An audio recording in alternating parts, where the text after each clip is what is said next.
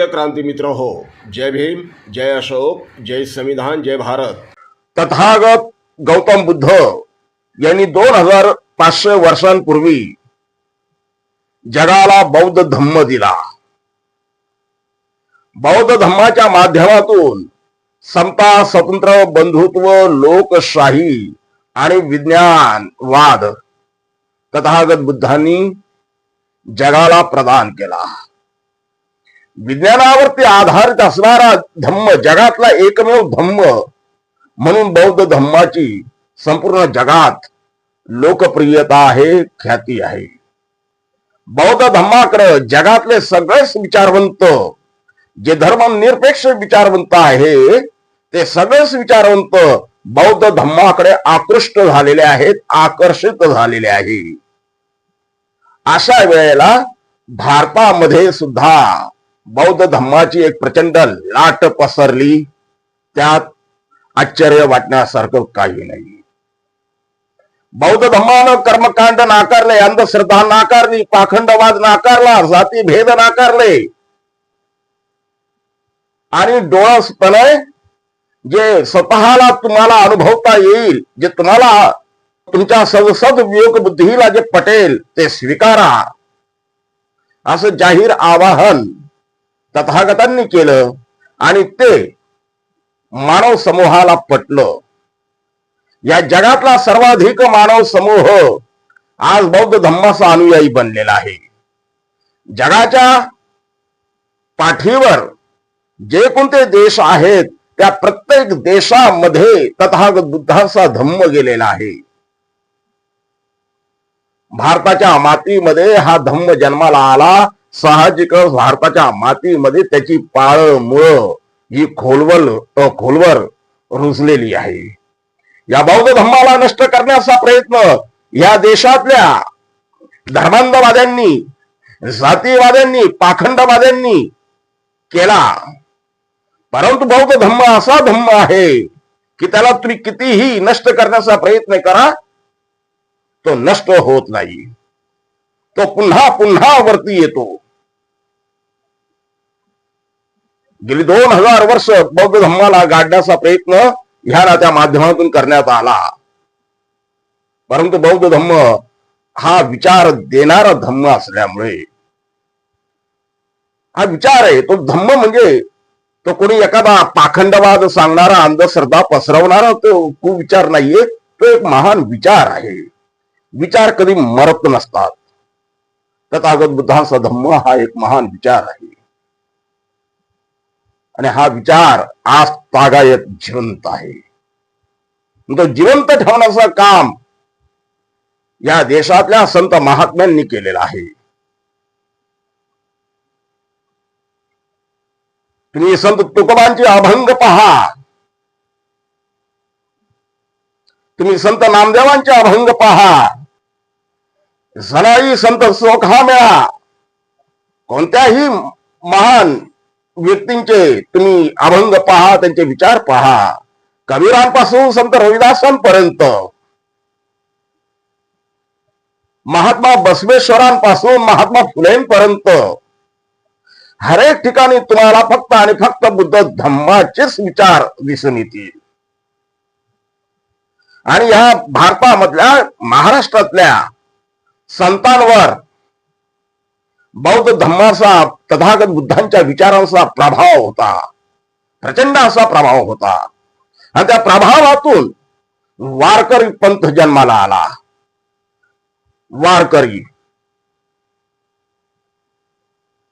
तथागत बुद्धांच्याच विचारांवरती आधारित असणारा हा वर्ग. तथागत बुद्धांनी जे मार्ग सांगितले, पंचशील जे तथागतांनी दिलं जगाला, जे पंचशील तथागत बुद्धांनी दिलं, तेच पंचशील वारकरी वर्ग आचरणात आणतो, अंमलात आणतो. प्राणी हिंसा करणार नाही, खोटं बोलणार नाही, व्यभिचार करणार नाही, दारू मादक पदार्थ सेवन करणार नाही, चोरी करणार नाही, अशा पद्धतीचे जे पंचशील आहे, ते पंचशील वारकरी समूह आपल्या जीवनामध्ये अंगीकारलेले आहे, त्यांनी अंमलात आणतोय. अशा ह्या वारकरी समूहानं जो तथागत बुद्धांच्या विचारांचा झेंडा आपल्या खांद्यावरती घेतलेला आहे, त्या वारकऱ्यांमध्ये अलीकडच्या काळामध्ये काही भोंदू लोक शिरलेत, जे धर्मांध लोक, जातीवादी लोक त्याच्यामध्ये शिरले.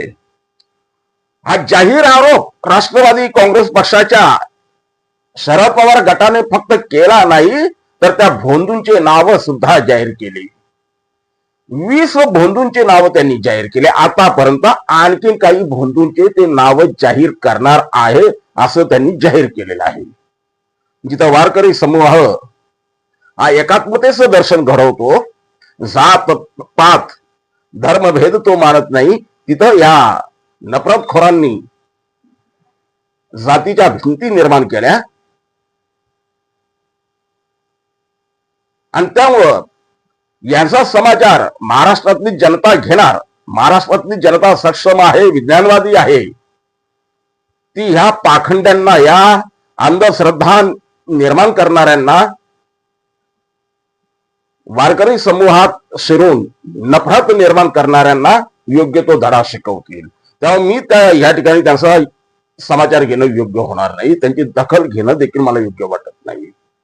परंतु जे आज वारकरी समूहाच्या संदर्भात घडतंय की त्यांच्यामध्येच काही भोंदू आतमध्ये पाठवलेत, तसं बौद्ध धम्मात सुद्धा या नालायक लोकांनी नकली भंतेजी पाठवलेले आहे. नकली भंतेजी जे बौद्ध धम्माला बदनाम करण्याचं काम करत आहे.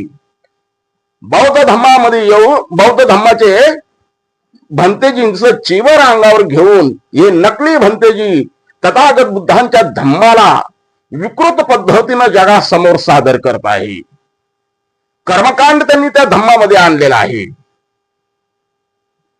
नको त्या फालतू गोष्टी, अवतार वगैरे वगैरे काय आहे ते पाखंड त्यांनी बौद्ध धम्मामध्ये पेरण्याचं काम केलेलं आहे. हे नकली भंतेजी हे कुणाची पिलावळ आहे?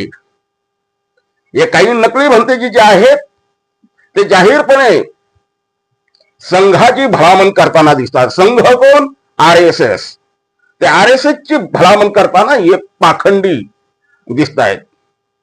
या नकली भंतेजींपासून आता बौद्ध धम्मातल्या अनुयायांनी, उपासकांनी सावध राहिलं पाहिजे. हे नकली भंतेजी ओळखून या नालायकांना, बौद्ध धम्माला बदनाम करू पाहणाऱ्या नालायकांना धम्माच्या बाहेर हाकलून द्यावं. हे नालायक आमच्या धम्माला बदनाम करण्यासाठी बौद्ध धम्मामध्ये यांनी घुसखोरी केलेली आहे. या घुसखोरांना त्यांचं चिवर उतरवून त्यांना हाकलून द्यावं.